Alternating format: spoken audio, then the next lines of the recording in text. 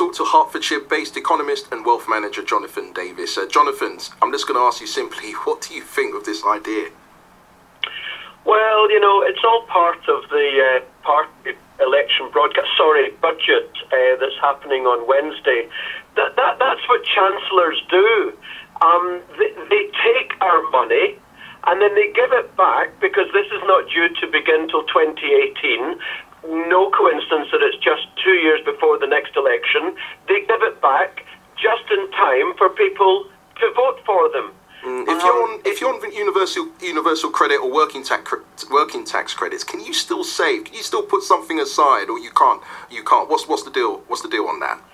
Well, like the lady there said, particularly if you've got childcare costs, no, I should imagine you probably cannot save, and indeed millions of households are plus or minus £100 every month.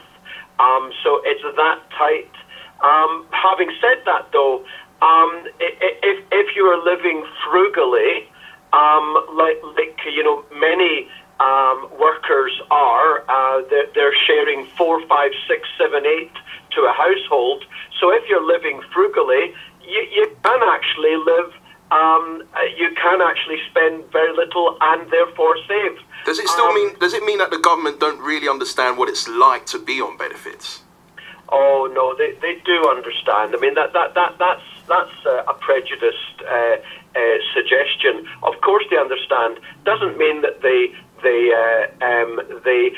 want to do anything about it. But then again, either the last lot, because the big picture here is, Ed, that if we had a lower cost of living overall, then we wouldn't have to have these dreamt up incentive schemes.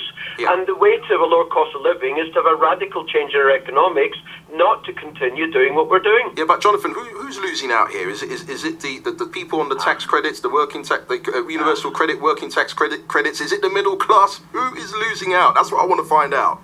Yeah, well, I'm going to answer in a slightly off way. I think the next generation is going to lose out. They're continuing to lose out, because ultimately the government, for many years, not just the current one, has been borrowing to pay for stuff that we can't afford, and ultimately, by the sound of your voice, it's going to be your generation that's going to have to pay it back. They're already talking about taking state pensions in 30 years' time to the late 70s or early 80s.